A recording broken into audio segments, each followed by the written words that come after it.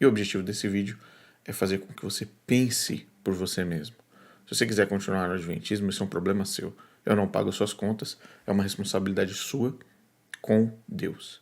Mas você está sendo alertado de onde você está e do que você participa, ok? Vamos lá então. Primeiro ponto, a mentira herética adventista do juízo investigativo, como vocês já conhecem, caso você não conheça, o juízo investigativo é dividido em 3 partes.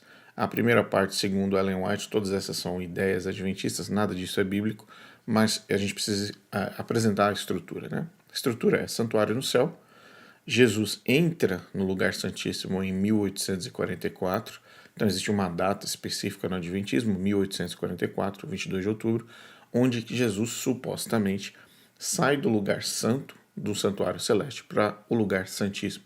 Ele entra, ele passa fisicamente de um lugar para o outro, tá? Segundo ponto, Deus agora ele está julgando os mortos e os vivos, e diante, óbvio, dos extraterrestres e dos anjos. Nós vamos ver isso também. E o terceiro ponto é que a questão da decisão do julgamento, ou seja, quem está salvo e quem está perdido, decisões essas que estão acontecendo segundo o Adventismo nesse exato momento. Então, o Adventismo acredita que nesse momento agora, enquanto você assiste esse vídeo, o julgamento para salvação e perdição das pessoas está ocorrendo agora, tá? Agora, é importante dizer que o juízo investigativo, ele determina salvação e perdição, ok? Mesmo se a pessoa estiver viva e continuar viva, o juízo investigativo determina salvação ou perdição. Se a pessoa vai ser salva ou se vai estar perdida, mesmo estando viva, ok? Esse é o ponto mais importante que eu preciso salientar dessa terceira fase que você está vendo na tela. Vamos então por fases, né? Como que nós conseguimos provar que a Igreja Adventista do Sétimo Dia disse e prega que Jesus entrou no lugar santíssimo em 1844, diferente do que é apresentado na Bíblia, onde Cristo entra e senta à destra do Pai, lá no lugar santíssimo, no Santo dos Santos, durante a sua ascensão, após a sua ascensão, após a ressurreição, a ascensão, ele vai lá, se despede dos discípulos e sobe. Na hora que ele ascende ao céu, ele senta à destra do Pai, no lugar santíssimo, Santo dos Santos. Isso é bíblico. Mas o Adventismo do Sétimo Dia não aceita isso e diz que Jesus apenas entrou, passou do Santo para o Santíssimo em 1844. Como que a gente consegue provar isso, tá? De uma vez por todas, para o pastor adventista não ficar te enganando, ok? Vamos lá. Texto número 1. Ellen White, ok? Vamos usar somente Ellen White, fontes primárias. Assim como o sacerdote entrava no Santíssimo uma vez por ano para purificar o santuário terrestre, Jesus entrou, novamente, Jesus entrou no Santíssimo do Celestial ao final dos 2.300 dias de Daniel. Eles acreditam que em 1844 era uma conta dos 2.300 dias, tardes e manhãs, outra maluquice, para fazer uma expiação por todos os que poderiam ser beneficiados por sua mediação e assim purificar o santuário. Porém, aqui você vê mais uma vez que Ellen White está dizendo que Jesus entrou no Santíssimo Celestial em 1844. Rodrigo, tem mais? Tem, tem mais. Vamos lá, texto número 2. O Senhor, agora já é a visão da Ellen White, o Senhor mostrou em visão que Jesus se levantou, fechou a porta e entrou no Santíssimo no 7º mês de 1844. Mas a posição de Miguel em pé, e ela se refere a Daniel 12:1, para libertar seu povo está no futuro. Ou seja, ele fechou a porta. Percebam que é algo físico, é algo que é literalmente material. Tem uma porta, ou tem um véu, ou tem uma coisa que foi aberta e fechada dentro desse santuário de Ellen White, onde Jesus Cristo ele passa. Então, o Senhor me mostrou, visão, que Jesus se levantou, fechou a porta e entrou no Santíssimo no 7º mês de 1844. Aqui, 7º mês tem a ver com toda a questão do Yom Kippur de 1844, é uma outra história, mas está conectada na visão do santuário de 1844, ok? Então, uma coisa é passar para o Santo dos Santos, 1844, outra coisa, libertar o povo, que no caso seria a volta de Jesus, ok? Tem mais? Opa, tem mais. Vamos mais uma prova, mais uma evidência. Assim, aqueles que seguiram a luz da palavra profética viram que, em vez de vir à Terra ao término de 2.300 dias em 1844, ou seja, a grande decepção? Cristo entrou, novamente, Cristo entrou no lugar santíssimo do santuário celestial para realizar a obra final de expiação como a preparação para a sua vinda. Novamente, está em amarelo aqui na tela para você ver. Cristo entrou no lugar santíssimo do santuário celestial para realizar a obra final de expiação. Lembre-se, não terminou na cruz. Quando Cristo diz tetelestai, ou está consumado, para os adventistas, a palavra de Cristo não vale nada. Porque Jesus Cristo falou, está consumado, acabou, finito. Não tem mais nada para ser feito. A cruz de Cristo encerra o assunto. Não, o adventista não aceita isso. Não, tem uma parte final, uma obra final da expiação. Tem mais, Rodrigo? Tem. Opa, mais uma evidência. Ellen White novamente. Foi-me mostrado visão,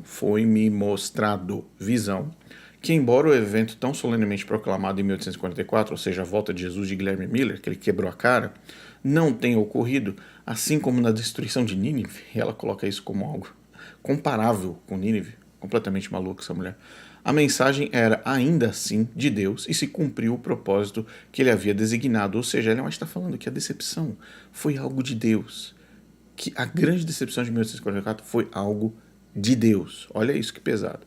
A luz posterior sobre as profecias revelou o evento que realmente aconteceu naquela ocasião. Então, naquela ocasião, quando? Em 1844, 22 de outubro. Nosso grande sumo sacerdote entrou no lugar santíssimo, no santuário celestial, para concluir a expiação pelos pecados da humanidade. Mais uma prova. Pastor adventista, mais uma prova.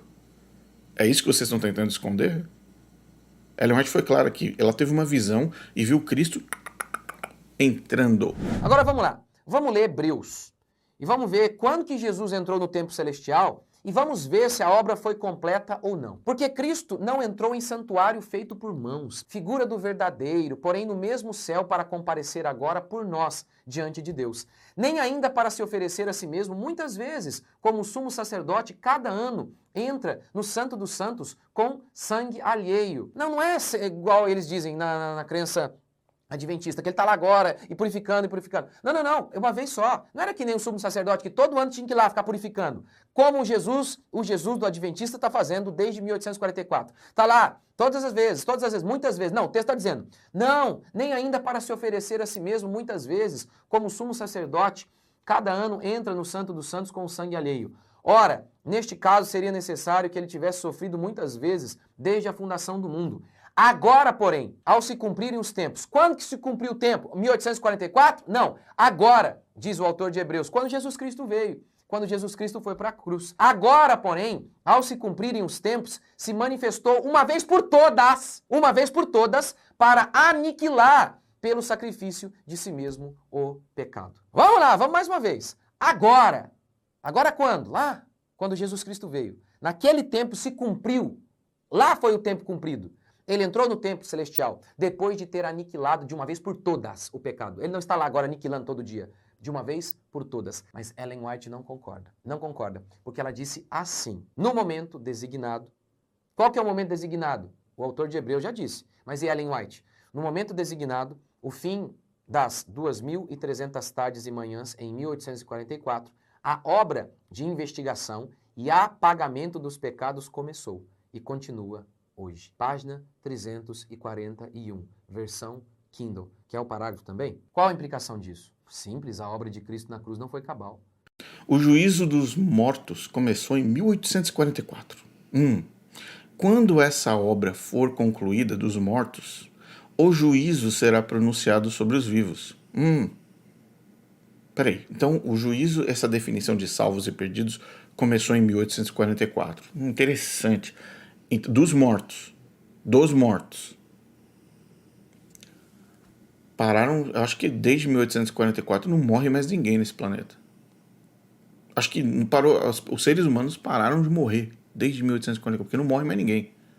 Porque o juízo dos mortos começou em 1844. Mas tudo bem. Quando em breve começará o juízo dos vivos? Pergunta. Ellen White responde. Em breve, ninguém sabe quão breve. passará para o caso dos vivos. Grande conflito, página 490. Em breve, em breve. Não, mas tem mais um. Embora não saibamos exatamente quando, sabemos que a grande obra de julgar os vivos está prestes a começar. Testemunhos para a Igreja, volume 6, página 130. Quando que ela escreveu isso? Ellen White escreveu isso em 1900. 1900. Ou seja, em 1844, começou o juízo, primeiro pelos mortos, depois os vivos. Hoje o juízo está em processo. E ele vai continuar em processo até que Jesus volte. Porque quando Cristo voltar, o juízo terá terminado. E todos os casos estarão decididos para a salvação ou para a perdição, tanto de mortos quanto de vivos. E todos os casos estarão decididos para a salvação ou para a perdição, tanto de mortos quanto de vivos. E dá para saber exatamente quando estou sendo julgado? Existe algum sinal? A gente sente alguma coisa? E dá para saber exatamente quando estou sendo julgado? Existe algum sinal? A gente sente alguma coisa? Várias pessoas se preocupam com isso por causa de uma declaração de Ellen White, onde ela diz: logo não sabemos quando o juízo passará dos mortos para os vivos. Essa é mais uma evidência, gente, que Ellen White era completamente fora, totalmente fora da caixinha, porque ela achava que Jesus voltaria antes dela morrer. Lembra? A gente já falou sobre isso várias vezes.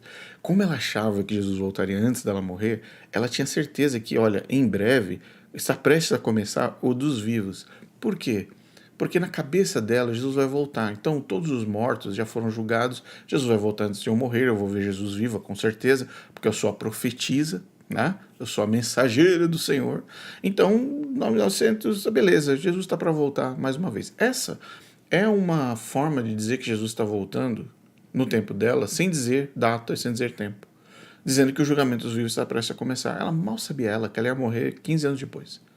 E que Jesus não ia voltar 15 anos depois. Não ia começar nada de julgamento dos vivos e assim por diante. Mas, volto no ponto. Juízo dos mortos começou em 1844. Quando o juízo dos vivos começa, Ellen White responde: em breve. Depois, novamente, embora não sabemos quando, sabemos que a grande abertura de julgar os vivos está prestes a começar. Isso foi em 1900. Então, vamos seguir a lógica maluca do juiz investigativo. Desde 1900, gente, você já pode estar na fila dos perdidos, o seu destino já pode ter sido decidido. Mas os mortos continuam morrendo. Então tem morto e vivo ao mesmo tempo sendo julgado nesse juízo investigativo. Você percebe a loucura que é isso? Vamos lá, mais uma.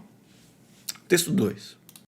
Ao abrirem-se os livros do registro do juízo, ao abrirem-se os livros de registro no juízo, é passada em revista perante Deus a vida de todos os que creram em Jesus. Começando pelos que primeiro viveram na terra. Nosso advogado apresenta os casos de cada geração sucessiva, finalizando com os vivos. Eu digo de novo, os mortos pararam de morrer. Não morre mais ninguém desde 1844. Todo nome é mencionado. Cada caso minuciosamente investigado, aceitam-se nomes e rejeitam-se nomes. O que esse texto diz, gente? Que a definição da salvação acontece durante o juízo investigativo. É só ler o texto. Meu Deus. Quando alguém tem pecados que permanecem nos livros de registro, para os quais não houve arrependimento nem perdão, seu nome será omitido do livro da vida e o relato das suas obras e boas ações apagado do livro memorial de Deus. Então esse é a mecânica, está aqui explicando. Gente, Ellen White não está deixando dúvida para nenhum pastorzinho adventista. Juízo investigativo é definição de salvação e perdição enquanto pessoas estão vivas. Está aqui. Aceitam-se nomes, rejeitam-se nomes. Salvação é definida para todas as pessoas, tanto os mortos como os vivos, antes da volta de Jesus. Antes da volta de Jesus. Próximo. 3. Não sabemos quão cedo nossos nomes podem ser tomados nos lábios de Cristo e nossos casos serem finalmente decididos. É óbvio que não sabe, Ellen White não faz ideia disso. Por quê? Porque ela criou uma ferramenta, o juízo investigativo é uma ferramenta de medo, é uma ferramenta de controle. Por quê?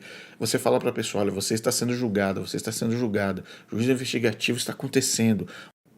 O objetivo do juízo investigativo é colocar você sob controle da organização. Guardar sábado, não pode tomar café, não pode fazer isso, não pode fazer aquilo. É controlar você para que você consiga passar no juízo investigativo. Tá? Então, desde 1900, nós entendemos, segundo Ellen White, que mortos cristãos estão sendo julgados no céu para a salvação ou para a perdição. E também nós aprendemos que desde 1900, Deus está julgando os vivos cristãos que estão sendo julgados no céu. Está aí, para salvação e perdição. Você acabou de ver, dentro do processo adventista. Então nós temos 3 cenários. Cenário número 1, mortos agora estão sendo julgados, a salvação e a perdição sendo definida agora para os mortos. O que, literalmente, é algo que a Bíblia fala: quando você morre, o seu juízo está definido. Quando você morre, acabou, encerrou-se. Então, você morreu, não tem mais como você alcançar qualquer tipo de salvação, perdição, etc. Morreu, morreu. Esperança está quando está vivo, né? Agora, olha, Ellen White fala que o julgamento dos mortos começou em 1844, tá? E desde 1900 e continua, porque, vamos combinar, as pessoas continuaram morrendo depois de 1844. Então, os mortos continuam morrendo, as pessoas continuam morrendo, os mortos estão aí, e agora eles estão sendo julgados. Ao mesmo tempo que os mortos estão sendo julgados os vivos, que estão no céu, desde 1900, que ela falou, está prestes a começar. Isso foi em 1900. Então, nós sabemos que hoje existem adventistas cristãos, evangélicos, católicos, que a definição de salvação deles está sendo definida agora. Eles estão vivos. Mais uma, para a gente terminar. Razão pela qual os adventistas não podem dizer ou sentir que estão salvos. Agora você vai entender o porquê. Aqueles que aceitam, Ellen White escreveu, aqueles que aceitam o Salvador, por mais sincera que seja a sua conversão, nunca devem ser ensinados a dizer ou sentir que estão salvos. Nem dizer e nem sentir. Por que isso? Volto no texto dela mesma. Porque não sabemos quão cedo nossos nomes podem ser tomados nos lábios de Cristo e nossos casos serem finalmente decididos. Então, no Adventismo, o juízo investigativo queima, elimina, destrói a certeza da salvação. Por quê? Porque você não sabe se o seu caso já passou em juízo. Portanto, é uma fossa mais profunda do que você imagina. Muito mais. Um abraço.